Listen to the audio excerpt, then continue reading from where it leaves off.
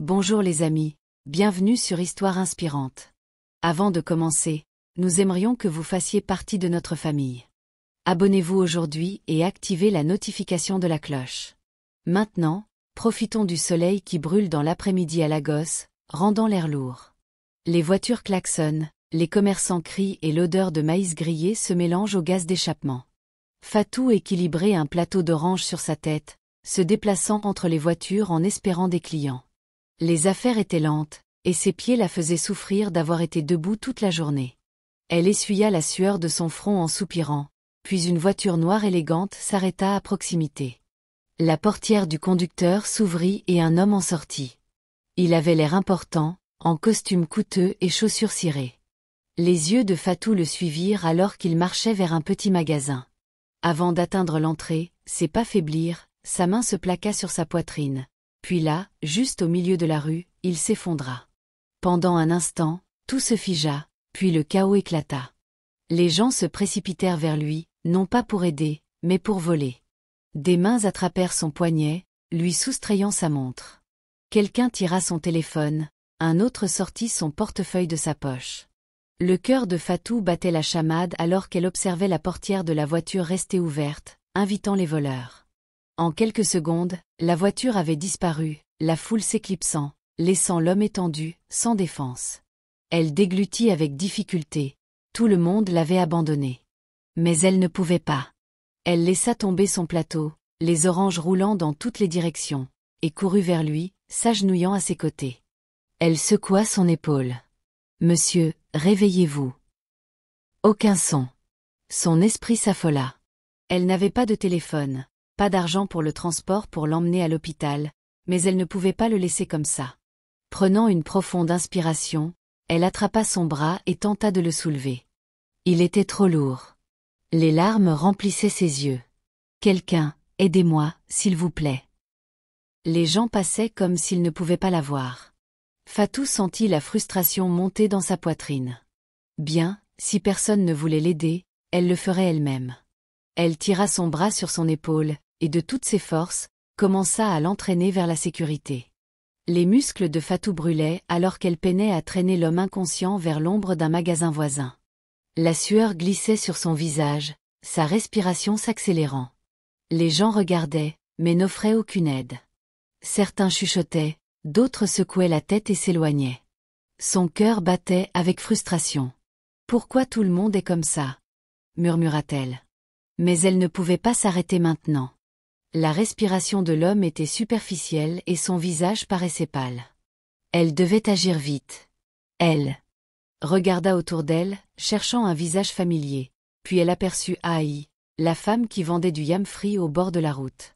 « Aïe, s'il te plaît, aide-moi » demanda-t-elle, la voix cassée. « Cet homme est tombé et personne ne veut m'aider à le porter. » Aïe hésita en s'essuyant les mains sur son tablier. « Fatou, ce n'est pas mon affaire, tu risques de te mettre dans l'embarras. » Des larmes piquaient les yeux de Fatou, mais elle refusait d'abandonner. « S'il te plaît, je ne peux pas le laisser comme ça. Il a besoin d'aide. » La femme soupira enfin et hocha la tête. « D'accord, portons-le d'abord à mon stand. » Ensemble, elles soulevèrent l'homme et le traînèrent jusqu'à un banc en bois à côté du stand d'Aïe. Fatou lui courbait la tête avec son foulard tandis qu'Aïe saupoudre de l'eau sur son front. « Peut-être devrions-nous l'emmener à l'hôpital » suggéra Fatou en jetant un coup d'œil à son corps immobile. « Il n'a pas l'air bien. » Aïe claqua la langue. « Hôpital ? Tu as de l'argent pour ça ?» Fatou mordit sa lèvre. Elle n'avait pas d'argent, mais elle ne pouvait pas rester là les bras croisés. Elle fouilla dans les poches de l'homme espérant trouver une pièce d'identité, un indice sur son identité, n'importe quoi. Ses doigts tombèrent sur quelque chose, une petite carte. Elle la sortit et lut le nom. Ses yeux s'élargirent d'étonnement. Elle venait de sauver l'un des hommes les plus riches de Lagos. Fatou fixa le nom sur la carte, ses mains tremblant. Elle avait vu ce nom auparavant dans les journaux, sur des panneaux publicitaires. Elle baissa les yeux vers l'homme inconscient sur le banc. Comment quelqu'un d'aussi puissant pouvait-il se retrouver comme ça, volé et sans défense dans la rue? Aïe jeta un œil par-dessus son épaule. Qui est ce type? Fatou avala de travers. Son nom est Fimi Johnson. Les yeux d'Aïe s'élargirent. Tu veux dire ce grand homme? Celui avec plein d'entreprises? Fatou hocha la tête. Oui. Pour la première fois, une expression d'inquiétude traversa le visage d'Aïe. C'est sérieux, ça. L'homme grogna doucement, ses paupières battant. Fatou s'approcha. Monsieur, pouvez-vous m'entendre? Il essaya de parler mais ne réussit qu'à émettre un son faible. Ses doigts tressaillis et Fatou ressentit une vague de soulagement. Au moins, il était vivant. Nous devons l'emmener à l'hôpital, dit-elle fermement. Aïe soupira. Tu ne m'as toujours pas dit comment tu vas payer. Fatou regarda autour d'elle, désespérée, puis une idée lui vint. Et si nous l'emmenions à son entreprise? Quelqu'un là-bas le reconnaîtra. Aïe hésita puis hocha la tête. Ça a du sens. Avec beaucoup de peine, elles réussirent à héler un vieux taxi. Le chauffeur les regarda avec suspicion. Vous allez où? Fatou prit une profonde inspiration. Johnson Holdings. Nous devons emmener cet homme là-bas. Les sourcils du chauffeur se soulevèrent. Johnson Holdings? C'est une blague? Non, nous sommes sérieux. C'est monsieur Fimi Johnson. Les yeux du conducteur s'élargirent en regardant l'homme inconscient. La reconnaissance apparut sur son visage. Ah, c'est vrai. Il déverrouilla les portes de la voiture rapidement. Allez, montez. Fatou et Aïe peinèrent à soulever le milliardaire sur la banquette arrière alors que le taxi filait vers Victoria Island. Le cœur de Fatou battait la chamade. Elle n'avait aucune idée de ce qui allait se passer ensuite, mais elle savait une chose. Sa vie allait changer pour toujours. Fatou fixa le nom sur la carte, son cœur battant dans sa poitrine. Elle avait entendu parler de lui auparavant, son visage était toujours dans les nouvelles, un homme d'affaires milliardaire avec des entreprises à travers le Nigeria.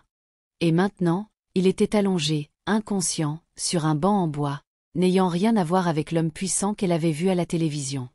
Aïe regarda par-dessus son épaule. Ah, c'est ce riche homme, hein? Celui qui possède de grosses entreprises. Fatou avala difficilement. Oui, mais que devons-nous faire maintenant? Aïe se gratta la tête. Ça me dépasse. Mais si nous l'amenons à l'hôpital, au moins il pourra appeler ses gens. Fatou hocha la tête et se tourna vers un jeune garçon qui traînait près du stand. Fille, aide-nous à trouver un motard pour l'emmener à l'hôpital. Fille s'en alla en courant pendant que Fatou se retournait vers l'homme inconscient. Sa respiration était toujours lente, son visage trop pâle. Quelques minutes plus tard, Fille revint, traînant un motard réticent derrière lui. L'homme fronça les sourcils. Je ne transporte pas les malades. Si quelque chose lui arrive sur ma moto, c'est la guerre. Les mains de Fatou tremblaient de frustration. S'il vous plaît, aidez-nous, il a besoin d'un hôpital. Le motard considéra la situation et finit par accepter. Avec peine, ils soulevèrent le milliardaire sur la moto. Fatou monta derrière lui, le maintenant en place alors que le moteur rugissait au démarrage. Ils filèrent, Fatou lançant une prière silencieuse au vent. Elle n'avait aucune idée de ce qui allait se passer ensuite, mais une chose était claire, sa vie allait changer pour toujours. La moto zigzaguait à travers le trafic chaotique de Lagos, évitant de justesse les nids de poules et les conducteurs impatients. Fatou tenait fermement l'homme inconscient, son cœur s'emballant à chaque virage brusque. Elle n'avait jamais été dans un grand hôpital auparavant et désormais, elle s'apprêtait à entrer dans un, portant un milliardaire qu'elle connaissait à peine. Lorsqu'ils arrivèrent enfin à l'hôpital, Fatou sauta de la moto et fit des signes frénétiques aux gardes de sécurité. « Aidez-le, il a besoin d'un docteur », cria-t-elle. Au début, les gardes hésitèrent, scrutant ses vêtements poussiéreux et son plateau d'orange éparpillé. Mais quand ils virent le costume coûteux de l'homme, leurs yeux s'élargirent. L'un d'eux se précipita à l'intérieur, et en quelques instants, des infirmières et des médecins apparurent, roulant un brancard vers eux. Ils prirent délicatement le milliardaire et se précipitèrent à travers les portes de l'hôpital. Fatou commença à suivre, mais une infirmière l'arrêta. « Qui êtes-vous pour lui » demanda l'infirmière en la scrutant. Fatou hésita. Que devait-elle dire? « Je l'ai trouvé sur la route », admit-elle. Il s'est évanoui et les gens lui ont volé toutes ses affaires. Je ne pouvais pas le laisser là. L'infirmière soupira et pointa du doigt la zone d'attente. Asseyez-vous là, quelqu'un viendra vous parler. Fatou s'affaissa dans l'une des chaises en plastique, ses mains tremblant encore. La réalité de ce qui venait de se passer la frappa tout à coup. Elle venait de sauver un milliardaire. Mais que se passerait-il s'il lui arrivait quelque chose?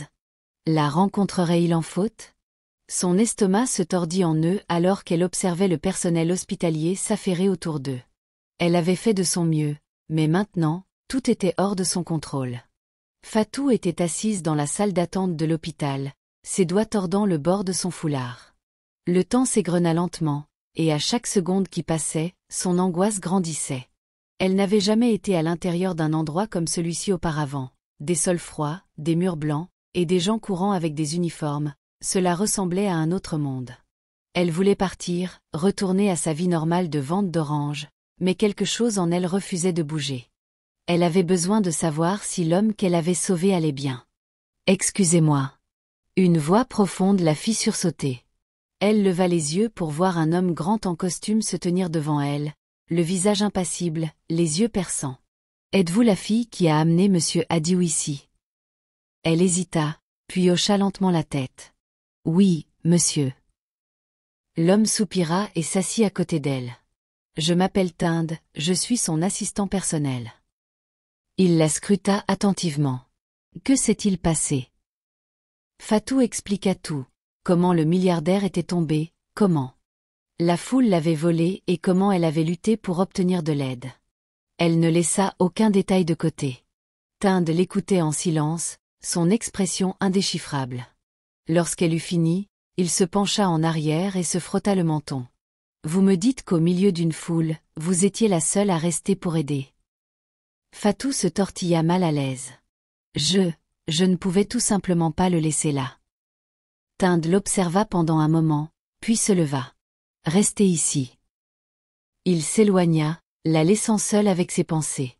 Avait-elle fait le bon choix, ou allait-elle avoir des ennuis pour s'être mêlée de la vie d'un homme riche? Elle se serra contre elle-même, essayant de chasser l'inquiétude. Quoi qu'il arrive ensuite, elle savait une chose avec certitude. Sa vie ne serait plus jamais la même. Fatou était assise avec les mains croisées sur ses genoux, regardant les gens entrer et sortir de l'hôpital. Son ventre grommela, lui rappelant qu'elle n'avait pas mangé de la journée, mais elle l'ignora. Elle voulait simplement savoir si le milliardaire allait bien. Tinde revint quelques minutes plus tard, le visage impassible. « Monsieur Adiou est réveillé. » Un soulagement inonda Fatou, mais avant qu'elle ne puisse demander quoi que ce soit, Tinde continua. « Il veut vous voir. » Sa bouche se droppa. « Moi ?» Tinde hocha la tête rapidement. « Suivez-moi. » Fatou se leva à contre-cœur et le suivit à travers le couloir de l'hôpital, son cœur battant à chaque pas. Que allait-elle dire à un homme comme lui? Et s'il était fâché à cause de tout ce qui s'était passé? Lorsqu'ils arrivèrent à la chambre privée, Tinde ouvrit la porte et fit un geste pour qu'elle entre. Fatou entra lentement. Monsieur Adiou était assis sur son lit, son visage paraissant légèrement mieux, bien qu'il y avait encore un soupçon d'épuisement dans ses yeux. Il tourna la tête et croisa son regard. « C'est toi, dit-il, sa voix profonde mais faible. Tu es celle qui m'a aidé. » Fatou avala difficilement et hocha la tête. « Oui, monsieur. » Une longue pause s'ensuivit avant qu'il ne reprenne la parole. « Pourquoi ?» Elle cligna des yeux, surprise. « Parce que vous aviez besoin d'aide. » Personne d'autre n'aida. Un petit sourire effleura ses lèvres, mais il y avait autre chose dans son expression, quelque chose qu'elle ne pouvait pas vraiment définir. « Quel est ton nom ?»« Fatou. »« Darazimi, » répéta-t-il comme pour tester comment ça sonnait, puis il expira et secoua la tête légèrement. « Tu ne sais pas ce que tu as fait pour moi. » Elle fronça les sourcils. « Monsieur, je... » Au lieu de répondre, il regarda Tinde. « Assurez-vous qu'elle ne parte pas. » Les yeux de Fatou s'élargirent. « Qu'est-ce que vous voulez dire ?»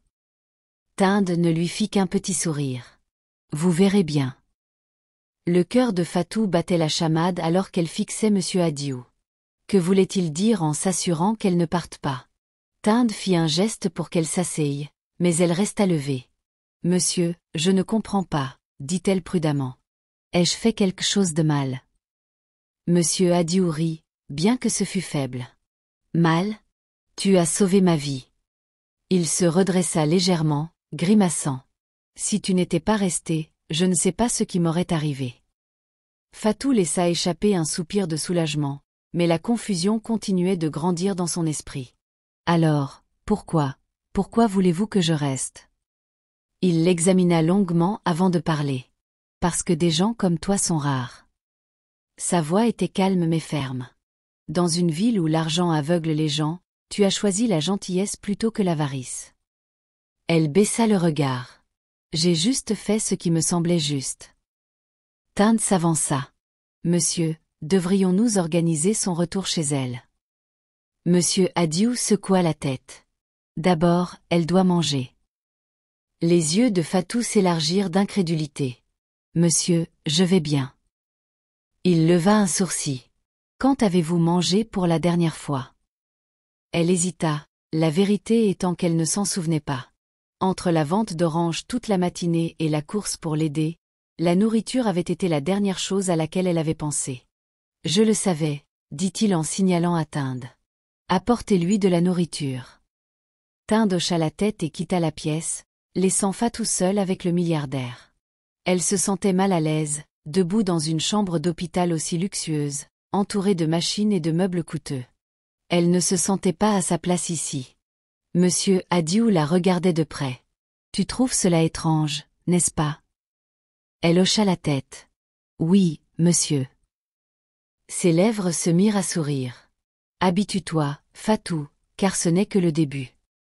Fatou se déplaça dans son siège, incertaine de la manière dont elle devait répondre. Juste le début? Que voulait-il dire? Elle ne cherchait rien en retour, elle voulait juste aider. Mais maintenant, elle se trouvait dans la chambre d'un milliardaire, traité comme quelqu'un d'important. Un coup à la porte interrompit ses pensées. Tinde entra, portant un plateau de nourriture. L'arôme du jollof et de la banane plantain frite remplissait la pièce, faisant gronder le ventre de Fatou de faim. Elle ne s'était pas rendue compte à quel point elle se sentait vide jusqu'à présent. Mange, ordonna monsieur Adiou. Fatou hésita. Elle n'avait pas l'habitude de manger devant des gens riches et elle n'avait certainement pas l'habitude d'être servie. Mais la faim était trop forte pour être ignorée. Elle prit une cuillère et une petite bouchée. Les saveurs explosèrent dans sa bouche, la faisant presque pleurer. Cela faisait longtemps qu'elle n'avait pas mangé quelque chose d'aussi bon. Monsieur Adiou la regardait avec curiosité. Dis-moi, Fatou, depuis combien de temps vends-tu des oranges? Elle avala et s'essuya la bouche avec le dos de sa main. Depuis que j'ai 10 ans, monsieur. Son expression se durcit. Et ta famille? Elle baissa les yeux. C'est juste moi et mon petit frère. Nous faisons ce que nous pouvons pour survivre. Le silence remplit la pièce. Elle n'aimait pas parler de ses luttes, mais pour une raison étrange, c'était facile de dire la vérité à cet homme. Monsieur Adiou s'appuya contre ses coussins. Tu m'as aidé quand personne d'autre ne l'a fait. Je veux t'aider maintenant. Fatou leva les yeux, surprise. Aidez-moi. Oui, ses yeux exprimaient quelque chose qu'elle ne pouvait pas vraiment comprendre. À partir de ce moment, ta vie ne sera plus jamais la même. Fatou cligna des yeux, incertaine de bien avoir compris. Aidez-moi? Que peut faire un milliardaire pour une personne comme moi? Monsieur Adiou sourit faiblement. C'est exactement cela. Je vais faire en sorte que tu ne vendes plus jamais d'oranges. Tu mérites mieux que ça. Son cœur se serra. Vendre des oranges était tout ce qu'elle avait toujours connu. Cela avait mis de la nourriture sur la table pour elle et son frère. Mais, monsieur, il leva la main, l'arrêtant. Je ne te fais pas de charité, Fatou. Je t'offre une opportunité. Tu as un bon cœur et je veux voir ce que tu peux en faire. Elle déglutit difficilement. C'était trop rapide. Mais au fond d'elle, quelque chose chuchotait que ce moment était un tournant dans sa vie. Que dis-tu? Demanda monsieur Adiou, les regards fixés. Fatou prit une profonde inspiration. Elle ne savait pas ce que l'avenir lui réservait, mais pour la première fois, elle avait l'impression que cela pourrait être quelque chose de bien. Fatou s'assit à l'arrière du SUV noir luxueux, les mains agrippées au bord de son siège. Le cuir semblait trop lisse, L'air à l'intérieur trop frais. Tout dans cette voiture criait la richesse et elle n'y était pas habituée. Tinde était à l'avant, scrollant sur son téléphone pendant que le chauffeur manœuvrait à travers les rues de la ville. Son esprit continuait de rejouer les mots de M. Adiou. Il avait insisté sur le fait qu'elle ne lutterait plus et qu'elle aurait une nouvelle vie, mais pouvait-elle vraiment lui faire confiance? Elle avait passé trop d'années à croire que rien n'était facile. La voiture ralentit, puis tourna dans une rue tranquille. Les yeux de Fatou s'élargirent. Les maisons ici ne ressemblaient en rien à la zone encombrée et bruyante où elle et son frère vivaient. Les grilles à elles seules étaient plus hautes que tout ce qu'elle avait jamais vu. Ils s'arrêtèrent finalement devant une belle maison blanche aux grandes fenêtres. Avant qu'elle ait pu bien réaliser, Tinde se tourna vers elle. « Bienvenue chez toi. » Fatou, stupéfaite, tourna la tête vers lui. « Chez moi. » Tinde hocha la tête. « Oui, Monsieur Adiou veut que tu aies un endroit confortable pour rester. » Sa poitrine se serra. « Mais je ne peux pas rester ici, c'est trop. » Tinde sourit. « Tu t'y habitueras. Allez. » Elle hésita avant de sortir de la voiture. L'air ici semblait différent, plus calme et plus pur. Une femme en uniforme ouvrit la porte, souriant chaleureusement. « Bonsoir, mademoiselle Fatou. » Fatou faillit se retourner pour vérifier si quelqu'un d'autre se tenait derrière elle. Elle n'était pas habituée à être traitée avec respect. Tinde la mena à l'intérieur et elle retint son souffle. Le salon était immense, avec des chaises à l'air douce, une table en verre et des peintures au mur. Tout avait l'air coûteux. Ses jambes se firent molles. « C'est trop, » murmura-t-elle. Tinde posa doucement une main sur son épaule.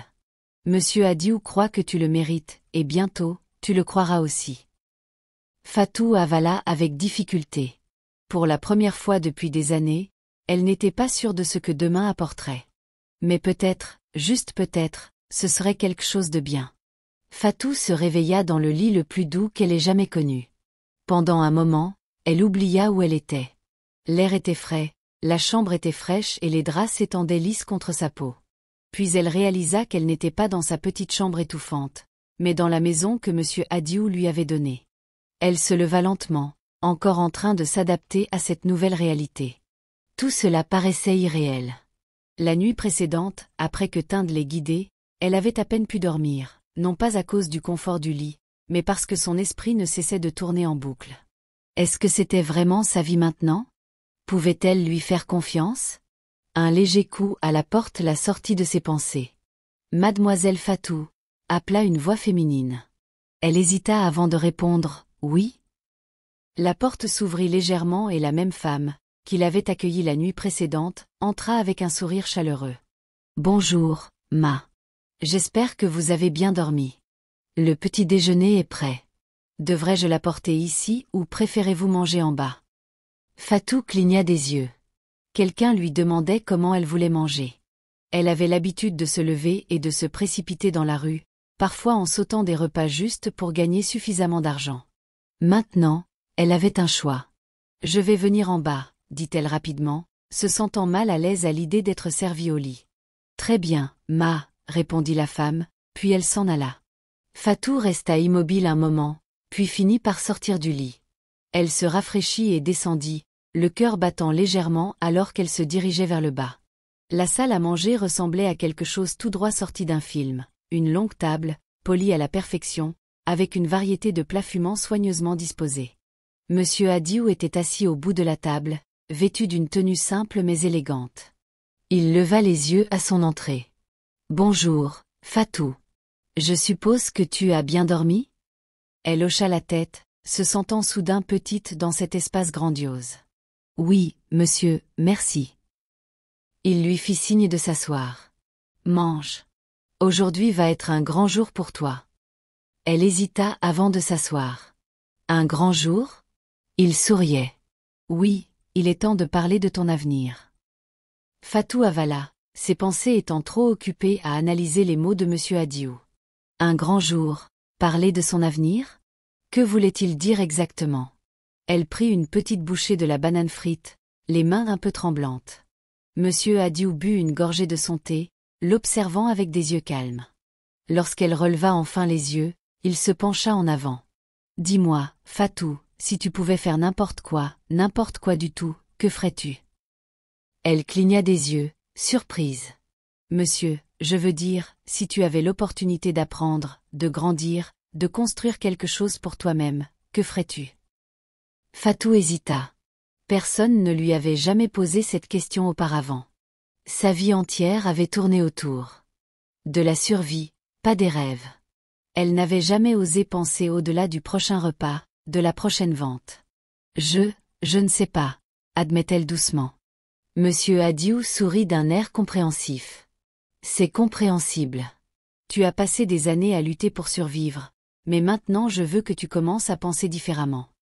Elle se souleva dans son siège. Monsieur, j'apprécie tout ce que vous faites pour moi. Mais que se passe-t-il si je ne suis pas faite pour ce genre de vie? Que se passe-t-il si je n'appartiens pas ici? Son expression devint sérieuse. Fatou, sais-tu quelle est la différence entre les gens riches et les gens pauvres? Elle secoua la tête. L'opportunité. C'est tout. Tu es intelligente, travailleuse et gentille. La seule chose qui te manque, c'est la bonne opportunité. Mais maintenant, tu l'as, et je veux que tu la prennes. Son cœur battait. C'était effrayant, l'idée d'entrer dans un nouveau monde, mais au fond d'elle, une petite lueur d'espoir scintillait. Je veux apprendre, dit-elle finalement, surprise même d'elle-même. Monsieur Adiou hocha la tête d'un air approbateur. Bon choix. Nous allons commencer immédiatement. Tinde t'aidera à te guider. Tu suivras des cours, tu liras et tu visiteras même certaines de mes entreprises. Tu apprendras comment tout cela fonctionne. Les mains de Fatou tremblaient légèrement. C'était un monde auquel elle n'avait jamais pensé faire partie, mais maintenant il se présentait juste devant elle. « Es-tu prête ?» demanda monsieur Adiou. Elle prit une profonde respiration et croisa son regard. « Oui, je suis prête. » Que va affronter Fatou? Que va-t-il se passer ensuite? Dites-nous depuis où vous regardez et laissez vos commentaires dans la section des commentaires si vous voulez une suite.